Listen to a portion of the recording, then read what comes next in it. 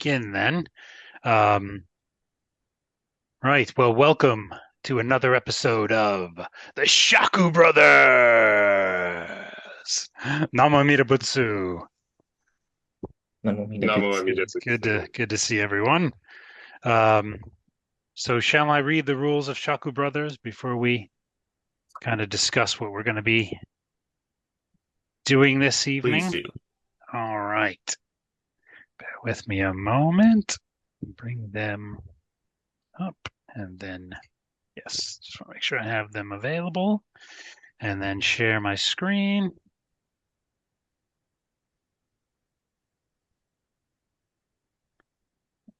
Bring that up. There we go. Okay, can you see this? Yes. Okay, excellent. Just bring that over. All right, so the rules of Shaku Brothers. Do not talk about anything but authentic Jodo Shinshu and Buddhism. 2. Do not talk about anything but authentic Jodo Shinshu and Buddhism. 3. If someone asks questions, expresses doubts, or has barriers, the dialogue continues. 4. Anyone can engage in authentic, sincere, humane, civil discussion. 5. As many texts and readings as possible, please. 6. No scholarly debates, no listening over hedge. 7. Discussions will go on for as long as they have to. 8. And the eighth and final rule of Shaku Brothers, if this is your first time on Shaku Brothers, you have to pick the topic. And last time, since this is a part 2, last time, Johan chose the topic, and we're going to do a follow-up to that episode with some texts regarding the merit transference of returning. And yeah, so who wants to begin? Maybe it's appropriate if I. Yeah, Well, sounds Yes, good. please do. I will set it to. Do you have something? Do you have? no, I thought you had a text on hand, but I can. Yeah, I can do. I can do. No, no worries. Sorry, I thought you might have it, but that's fine. No worries. I will have it. So, what are we going to go to? Complete works. Is that what you're thinking of, or Shinron yeah, works, or yeah? that's a good place to go. Okay. Um, and did you have any specific texts in mind, or No, you've with? you've you've caught me with my trousers down. Okay. Um, No, no worries. Okay. What I was thinking was we might go to the glossary, and that's sometimes a good place to start if we can find. Just bear with me. Try- No, returning. Yeah.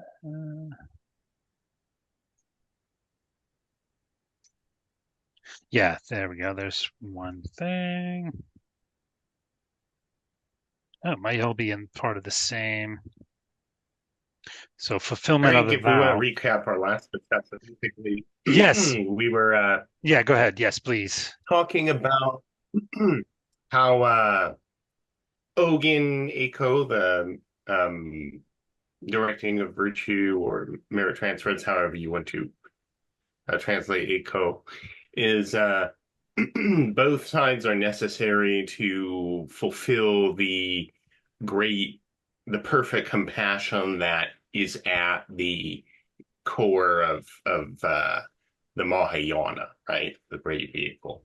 So I think that was the takeaway for me anyway from last discussion was that the Ginso aspect of returning Hmm. is absolutely essential because of without that there can be no working out of the bodhisattva's vow to save all beings. So the Buddha is always, you know, turning away from that final enlightenment in order to uh, come back. He always says, or she always says, no, I will not enter into perfect enlightenment. If all beings cannot equally be free, be happy, then I don't want that for myself. I will not be free and happy unless it's with everyone and everything. So, and that's this is very different from, maybe the idea of like a lot of people, especially in Western culture, just sort of talk about things as if it's a one way, well, when I die, I'll go to heaven and be happy forever. But there has to be that returning aspect until, as it says in Kyogyoshin, the seas, the ocean of birth and death is drained, is, then there has to be this ongoing working and participation in that. So I think that was the takeaway for me anyway from last conversation that we had. Yeah. Excellent summation. And that kind of what I found in the glossary was the fulfillment of the vow entry in the glossary. It might be a good place to start, and probably will refer to. There we go. Text and whatnot. Anyway, so fulfillment of the vow. Can you pronounce that for us, Kyokan? Ganjoju. Ganjoju. It's Joju means fulfillment, and then Gon is vow, like in Hongon, primal vow, Or Hongonji. Gon Kai. Yes, Gonkai, ocean of the vow. Exactly. Right. So the concept. Shall I read, or does anybody else want to read?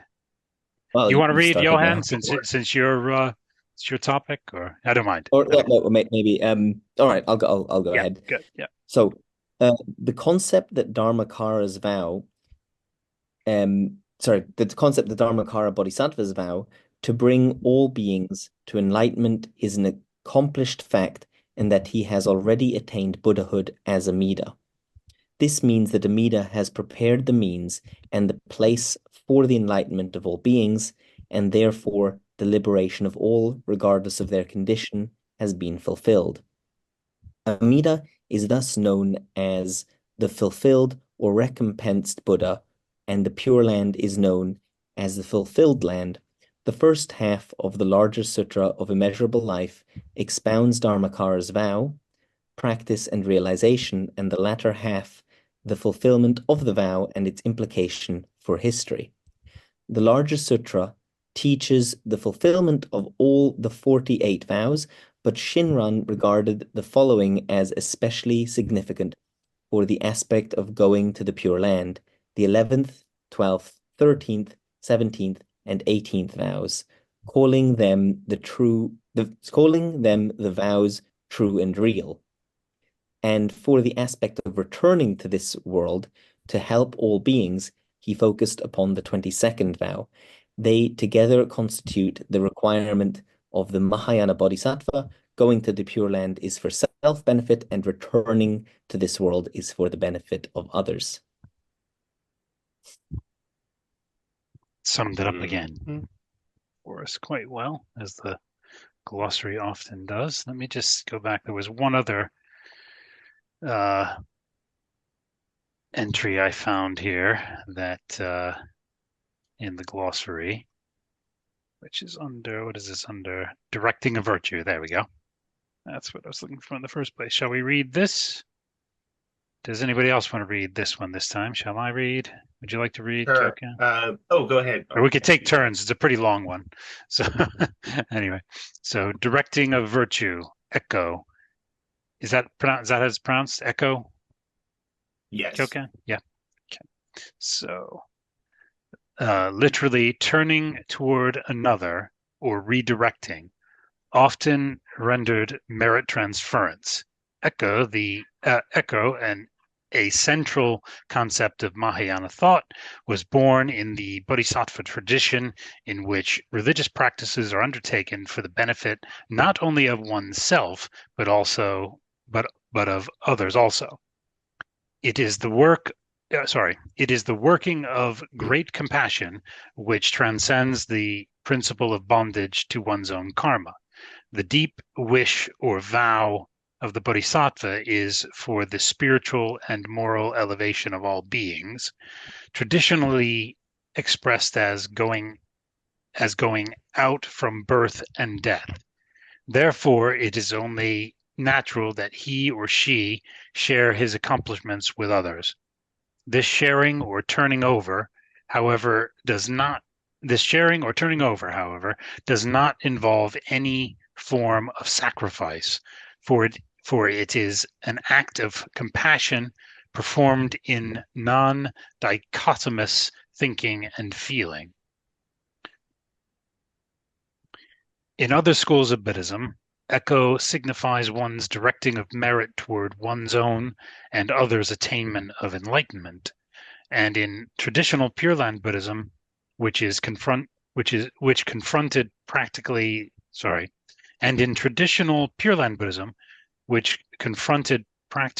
the tremendous difficulties of the Bodhisattva path, echo came to mean the directing of one's merits not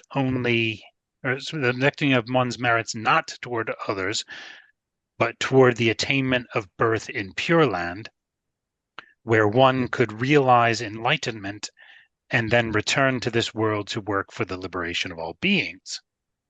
Shinran, however, viewed echo from the opposite perspective and used the term to signify the enlightened ones, Amida Buddhas, directing and giving virtues to practitioners or to practicers. Shinran speaks of two modes of giving. One is outgoing or oso echo, i.e. outward from birth and death, which affects man's birth in the Pure Land. Thus, the name working in the Nembutsu, and Shinran as its realization by us, and Shinjin as its realization by us, are said to be given by other power. The second is returning, or Genso echo, into birth and death, by which the person of Shinjin comes back into the defiled world in order to work for the enlightenment of all beings. Both activities are manifestations of the working of Amida, that is, of Amida's directing virtue to us. Doubt, double-mindedness, I can't pronounce those. That's probably the next Oh, sorry. The intro, next, I think. that is. The Oh, yeah. format It's is just kind kind of of weird. gone. It's just run into. Yeah, it's just got a little formatting issue there. So, yeah. So there we are. I So just went for it and read it. I think we mentioned this last time too, but both activities, both Oso Eiko and Genso Eiko, are manifestations of the working of Amida, that is, of Amida's directing virtue to us. That's in Shoshinge, when it says, or when we chant, Ogen Eiko Yu Tarbiki. Both the outgoing and returning aspects of the directing of virtue are other power. Yes. So that's the big important takeaway, is that it's not this directing of virtue, the concept of Nyorai Eiko, which basically is made clear in Shinran's teaching. Although it was, present also in the Pure Land Masters, because Donran Tonran, that was where it's the section on Tonran that has Ogen Eiko Tarbiki. But when we're talking about Nyorai Eiko, it's always the Tathagata who is the subject of that directing. and then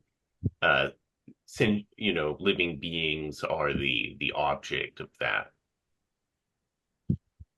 Directing. I Yeah. don't know. That's Yeah. just one thought I Yeah. had from this passage. It always comes back to that in Shin Buddhism, doesn't it? In Jodo Shinshu is other power. It's all other power. There isn't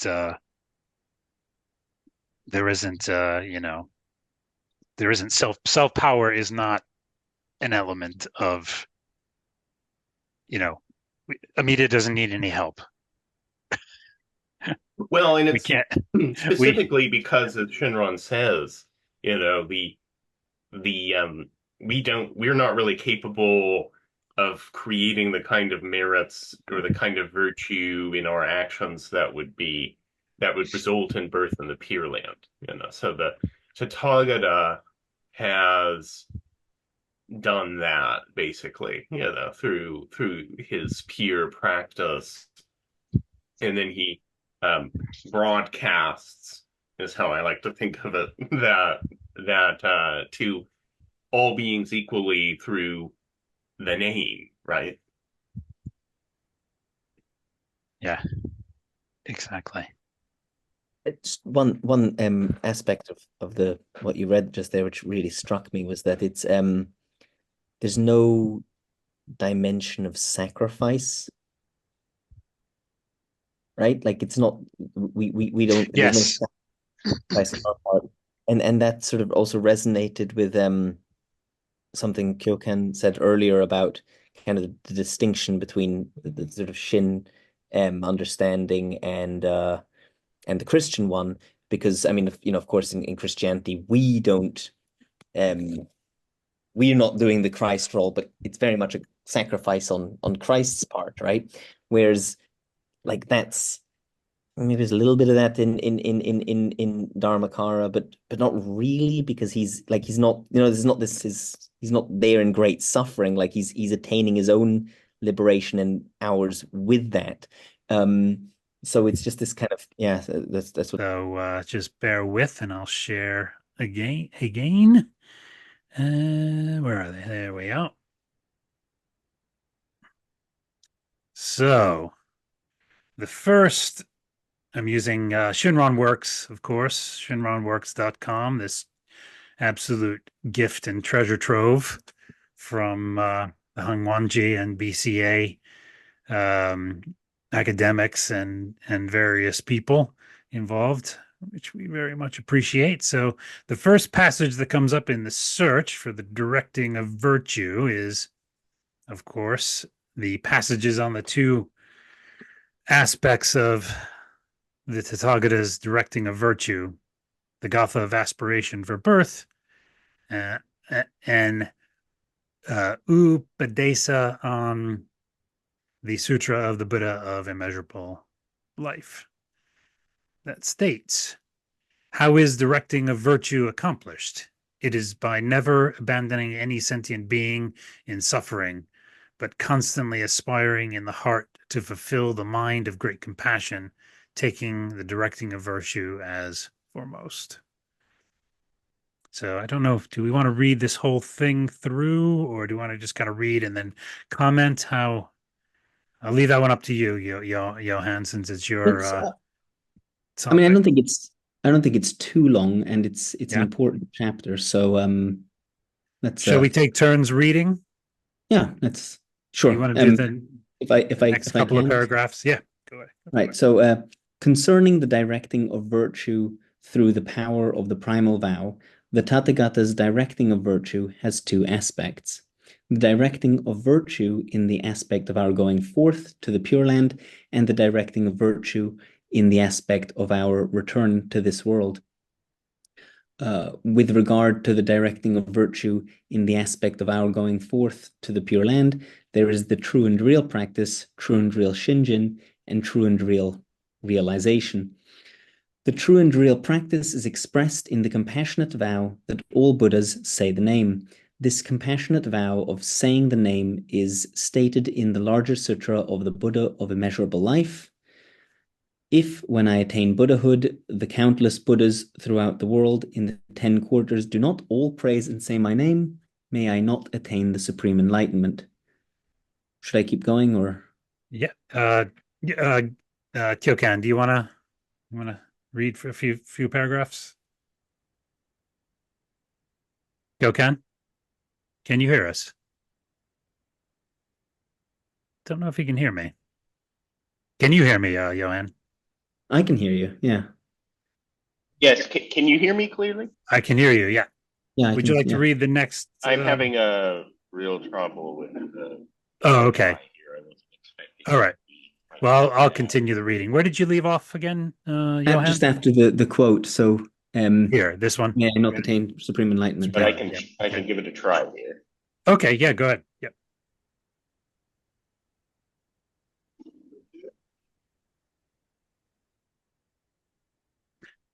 I'll just read until Kyokan's able to sort his Yeah, go ahead. Yeah, you can. Okay. You can read All right. All right. So true and real Shinjin is expressed in the compassionate vow of birth through the Nembutsu. This compassionate vow of Shinjin is stated in the larger sutra. When I attain Buddhahood, the sentient beings of the 10 quarters, with sincere mind, entrusting themselves, aspiring to be born in my land, and saying my name, perhaps even 10 times, should not be born there, may I not attain the supreme enlightenment. Excluded are those who commit the 5 grave offenses and those who slander the right Dharma. True and real realization is expressed in the compassionate vow of necessary attainment of nirvana. This compassionate vow of realization is stated in the larger sutra. If, when I attain Buddhahood, human beings and devas in my land do not dwell among the settled and necessarily attain nirvana, may I not attain the supreme enlightenment. These primal vows of compassion are called the selected primal vows. Establishment of the great vow of necessary attainment of nirvana, Amida Buddha, has establishing the great vow of necessary attainment of nirvana, Amida Buddha has vowed that the person who realized this true and real Shinjin immediately comes to dwell in the stage of the truly settled. In the Sutra of the Tathagata of Immeasurable Life, another translation of the same sutra, this vow is stated: if when I become Buddha, the sentient beings in my land do not decidedly attain the equal of perfect enlightenment, so that they realize great nirvana, may I not attain enlightenment. Somebody want to pick up there?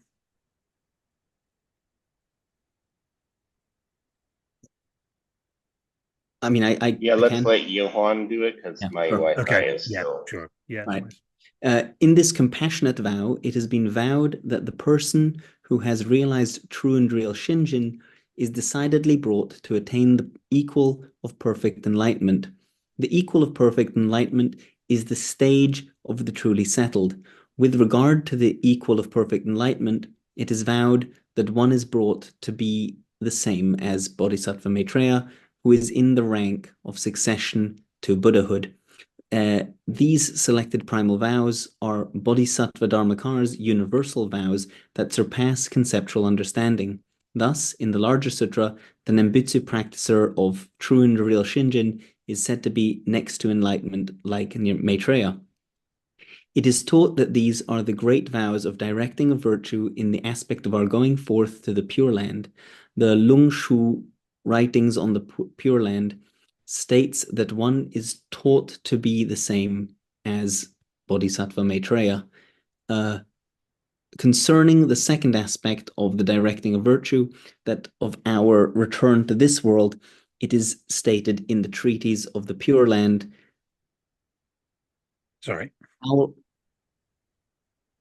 Our return is brought about by the directing of virtue through the power of the primal vow.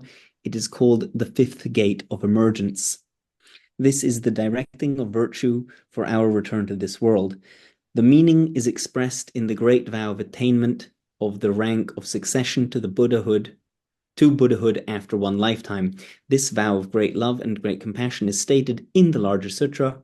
When I attain Buddhahood, the bodhisattvas of other Buddha lands who come and are born in my land will ultimately and unfailingly attain the rank of succession to Buddhahood after one lifetime, except for those who, in accordance with their own original vows, to freely guide others to enlightenment, and I love this passage, don the armor of universal vows for the sake of sentient beings, accumulate roots of virtue, emancipate all beings, travel to Buddha lands to perform bodhisattva practices, make offerings to all the Buddhas and Tathagatas throughout the 10 quarters, awaken sentient beings, countless as the sands of the Ganges, and bring them to abide firmly in the unexcelled right, true way.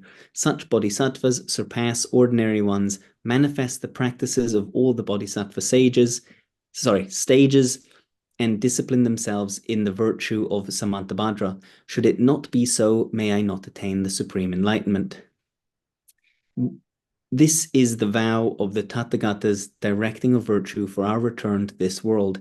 Since this is directing of virtue for return to this world, that is other power, neither self-benefit nor benefiting others, arises from the practitioner's own aspiration. They are the working of the Bodhisattva Dharmakara's vows. The great master, Onan, said, in other power, no working is true working. You should fully understand the selected vows of compassion, copied Shaku, 1257, Fire Snake, intercalary month, 3rd month, 21st day. Excellent. Thank you. Thank you, Johan. So, yeah. Shall we go back to the beginning? Anything that anybody wants to pick up on? And yeah, I mean, it's just a translation point, but sorry, I know the when it says equal to the Buddhas, I was involved in a retranslation of these letters, and what triggered the whole effort was an issue someone had with that phrasing, and it's I think the translation they settled on instead was proximate to instead of equal to, and I think that's to do with like the way the word the meaning the word carried at the time that Shonen was writing is proximate to, and now in modern Japanese in mathematics it can be used to mean equals. And what's interesting is that I forget which character it was now, but when I was looking at it, the character, because he uses a Chinese character, and that character in Chinese is used in the compound that means a queue, like queuing for something. So it's like you're like next in line. Yeah. You're in the so you're in the queue to So exactly. That definitely that makes sense. You just have to complete this lifetime, and then you're like the one domino over from is just and you'll be there. But it's equal can lead to misunderstandings. But one of the later equals, when it says equal to Maitreya, he uses a different word there in the Japanese, or different Chinese character. I can't remember which, but there it actually does mean. I'm not sure maybe it's that one the same as, or maybe it's towards the end of that paragraph. Yeah. But there it really does mean the same as Maitreya, because he's one birth away from Buddhahood. Johan, can I ask what the next to enlighten there, as it says, thus here it says it is said to be next to enlightenment, like Maitreya, the kind of next in the queue kind of thing. Yeah, is that what you're talking about? Yeah. I'm sorry, it's the last sentence there. It says is taught to be the same as Bodhisattva Maitreya. There it's if I remember correctly, it's a different word. It's used for the same. Okay. But yeah. Johan, can I ask what is, you mentioned the retranslation project. I'm just curious about the details of that. Oh, that's I'll send you a message about that. It's very involved. I'm just wondering, because was it a specifically a Shin Buddhist project, or was it a some other Like school? BDK or something. It was a Shin Buddhist project, but it wasn't a Honganji project. Which school? With the so it's the from Shogyoji, which is technically under, you probably haven't heard of it. Very few people have. It's technically under the East Honganji, but it's de facto its own, like it's I know. organized. Yeah.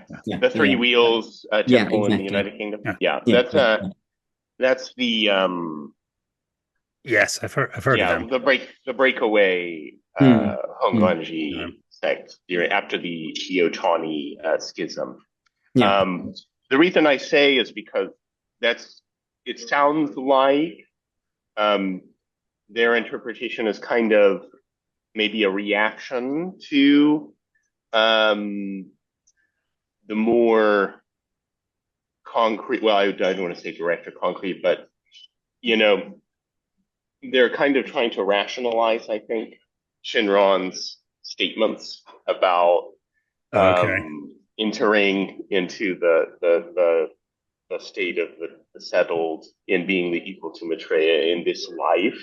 Because, the texts don't actually, they say, we just read them, so I can't scroll, but, those beings in my land, right here. If when I become Buddha, the sentient beings in my land do not decidedly attain the equal of perfect enlightenment, so that they realize great nirvana, may I not attain enlightenment. So this is, Shinron's interpretation is that the sentient beings in my land refers to us in this lifetime. It's not that after we die and go to the Pure Land, that we attain this, but rather that it's in this very lifetime. And the modern Otani denomination, part of what the Higashi Schism was a reaction to this interpretation by some of the modern thinkers in the Higashi Honganji, like Kaneko Daie and Sogo Yojin and others, who emphasized the realization as taking place in this life.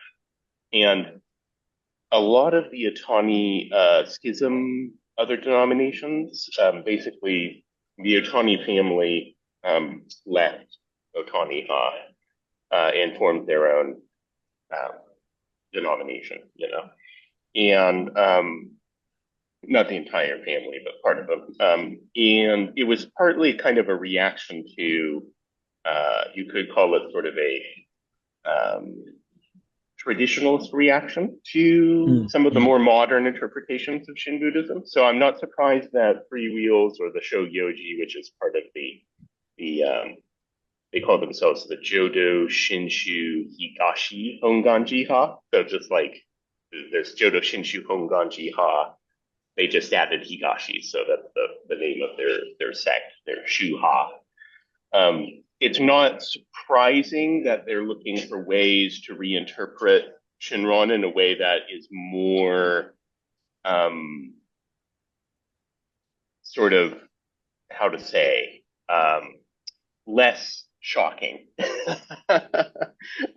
to, because there are Shin breakaway groups that have done that too. Like, I think Gonkai knows of one in particular, where it seems like everything that is sort of somewhat radical in Shin teaching is kind of, oh, well, it doesn't really mean that. It's sort of just dismissed. And then we go back to the sort of the traditional quote unquote, idea of what Shin Buddhism is. And so I don't know, and there's a lot of addings too. It's like they can't resist kind of just kind of adding things kind of back in, all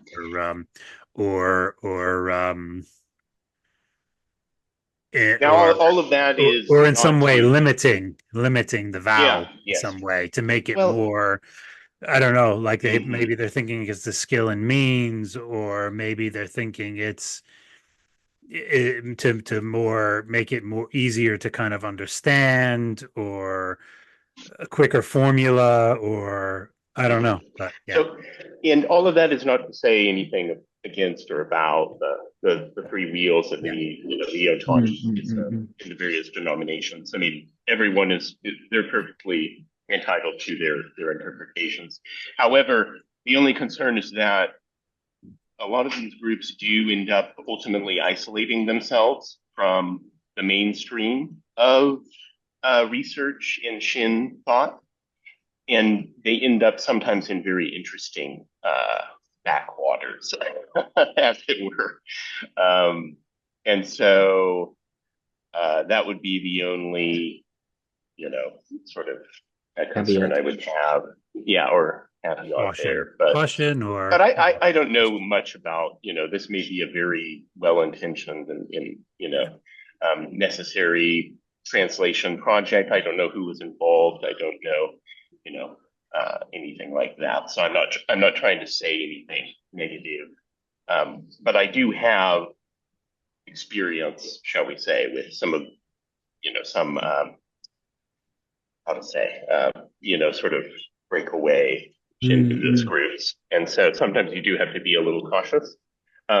What Shinron is saying here, at least in the modern interpretation, is actually quite, difficult to get our heads around. And it's really quite radical compared to, the previous Honan and Shandao tradition. And I do notice some Shin groups actually try to kind of they still have Shinron, but they don't engage really with Shinron, and they tend to go back more toward Honan or Shandao and some more easy to understand interpretations of Healing Buddhism, at least in my experience. But I don't think, or perhaps again, less. I don't know the details. Because it's like a contraction. Yeah. That's what it seems like to me. The Shinron's teachings and the teachings of, sort of authentic Jodo Shinshu, as I kind of understand it, it's oceanic, it's expansive, it's unlimited, it's limitless. The power of the vow, the reach of the Buddha, the immediacy of Shinjin, in this life, and it's like it almost seems like there's a that's just it's too much, it's too broad. I can't. It's too. Let's contract it a bit. Just kind of let's make it more manageable. Make it more less oceanic, less and just kind of, and some things I think in Honan could be interpreted to do that, and some things in Shantao could be interpreted. But if you look at it through the lens, of the authentic Jodo Shinshu teaching, you see that they really don't. But and there's they a lot use of the skill, and it's almost like they want to use the skill and means of an earlier time for now, and that's not in keeping with times and with beings. Do you see what I mean? They're kind of taking a step back in a way. Anyway, and I think too, because times do change and the capacities of beings change. In modern Shinshu, we don't tend to emphasize the afterlife aspect as much. We tend to talk more about the entering into, the stage of the truly settled in this life, and the transformation now, in the transformation here and now, and then seeing, birth in the Pure Land in a broader sense. And, part of that too comes to, since we're talking about Genso Eiko, there's been quite a debate about when do we embody Genso Eiko? Is it only after we are dead and come back, or in some way because I know personally that for me, teachers and guides and Zen Jishki, spiritual friends that I've encountered in this life are to me are returnees, from the Pure Land, right? It's not that to me they're bodhisattvas who are coming back, right? And I think everybody experiences that.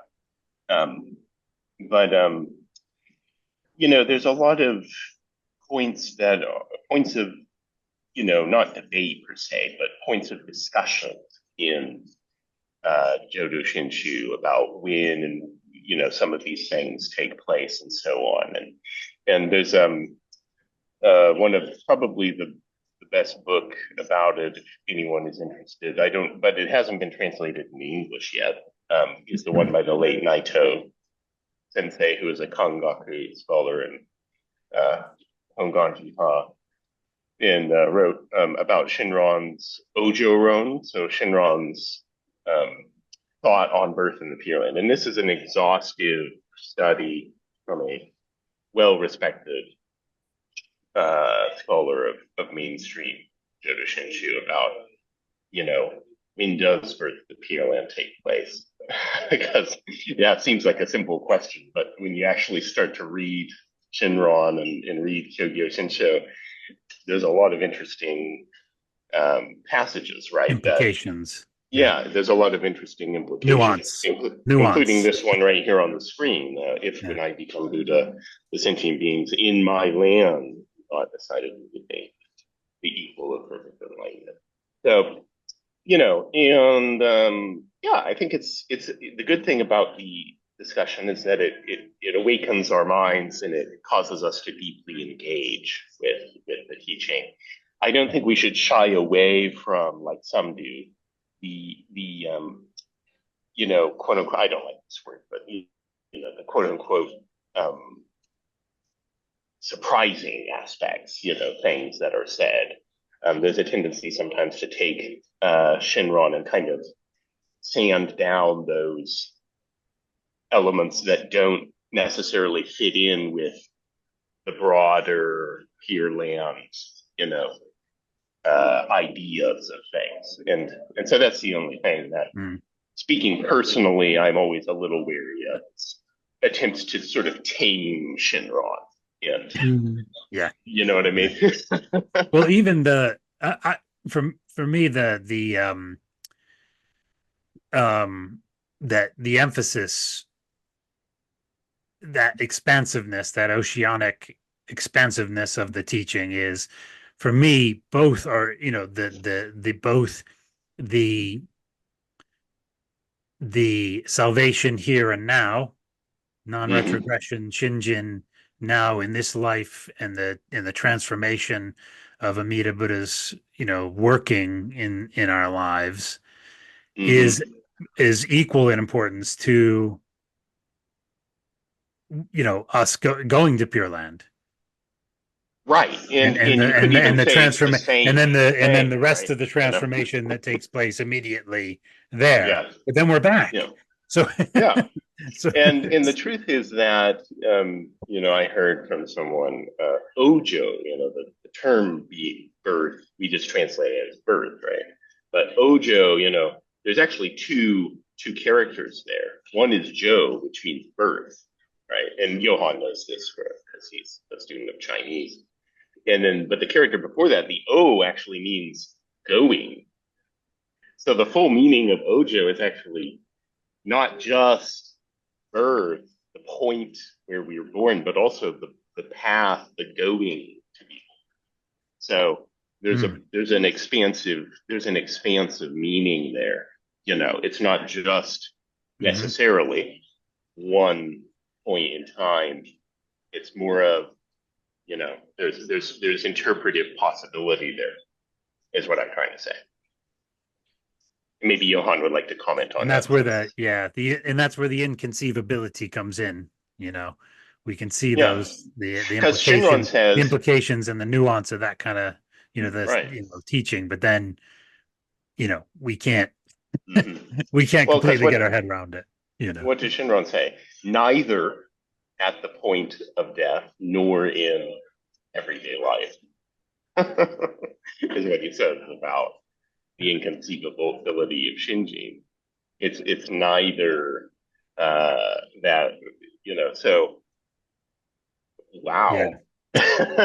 You know, there's So these Johan, words point us toward a sort of a timelessness that kind of enters into this world of our experience through the one moment of Shinjin and sort of just changes everything, transforms everything. And, you know, for people of real, I think true and real Shinjin, you know, they're not waiting for something.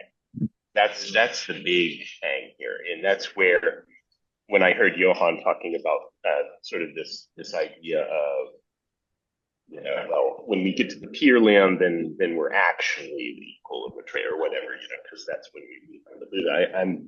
I'm wondering, you know, because I have met in Japan, I was fortunate to meet a disciple of the late Ken Inagaki Sensei, and he was someone who was really had a amazing experience, you know, of Shinji. And I got to talk to him. You know, it's wow. like, wow, I just couldn't believe that. And he was just a regular guy, just a normal, you know, he dressed like anybody else. You know, he was, but this guy was, you know, had this amazing experience of Shinji, and he described it as you go and you're back, and everything has changed. You know, nothing, and that reminded me of Saicho, Yoko Saicho, when he says, you know, I go and I'm back, you know, about the Pure Land, and it's not through my doing. So there's this incredible working that is caught me up, you know, in its flow. And this is the deeper. It's like the thus come, thus gone. Yeah. The word for thus come, thus gone. Significance, right? You know, there's but the thing about these people, these, you know, modern day Miyokoni, if you want to think of them in that way, is they're totally real. They're the realest people that you will ever meet, you know. There's no like fakeness at all. It's really an amazing experience to meet when you meet someone like that, because, you know, we're sort of used to a lot of charlatans, I think, in our in our world, you know, people pretending to be something they're not, and so on. And people of Shinji just are just so real, and that realness, that reality, which of course is coming from that which is true and real, which is Amida, you know, that really works on us in a powerful way, I think. So for me, that's Genso Eiko, you know, that returning of. So maybe Johan would like to say something. Yeah. So just I've got 3 minutes to say something. There's a really, I was trying to find it, sorry, while you were talking, but there's a really interesting, it's a very long lecture from he's an American professor, but he's in the Higashi Honganji. I don't know which of the, because there's like, what, 4 or 5 different Higashi Honganjis now. But he talks about all the various ways that Genso Echo has been interpreted, and one of those being the kind of your post Amida acting through you, post Jin. I mean, on a personal level, I'm not sure how comfortable I am with that notion. Although also, I mean, who am I to say that that's not part of Amida's working? Because there's something fundamentally, and that's also what I like about Genso. It's something fundamentally mysterious about it, right? Yeah, I mean, it's very hard to say, you know, this isn't Amida's working. Amida's not acting through that, and I think there's it wasn't in this context, but there's another DT Suzuki who sometimes Yeah. things are a little funny, but a lot of his work's very good. And most of it, he's talked about. He wasn't talking about Genso Echo, but I think it still applies. He was talking about the Dharma body and about how it's like the whole universe is conspiring to bring you to enlightenment. Yes, yeah. Right. And it's sort of, I kind of sometimes I think of Genso Echo in that sense of, or Amida's working in that sense, is he's sort of conspiring through everything to bring. And when I think about my own life, if everything had to go just so to bring me here. So who am I to dismiss that? Well, that is all the working, right? So the Hoso Bosatsu Dharmakara, is all of these causes and conditions that have led you here. These are all created, as it were, by Amida Buddha. So that's exactly a realization, I think. And also, I just want to point out real quick, so we do have a minute. Oh, I was just going to say, or 30 seconds. Yeah, go ahead. I was just going to say really quick that the personal part for me is I can look back and see the working of Amida. Like the personal part for me isn't, I don't talk to Amida like, oh, Amida, please, do this, this, and this for me. And, oh, help me through. That just never, it's not a personal relationship like that. Yeah, It's a right. He's like it's a personal in the sense he's inconceivably working in my personal life, but I'm not. It's not like a two-way street of me going, well, I'll do, I'm doing this, and I hope you'll help me. Like it's not that kind of. Do you know what I mean? No. It's just the working is already happening, and I get to reflect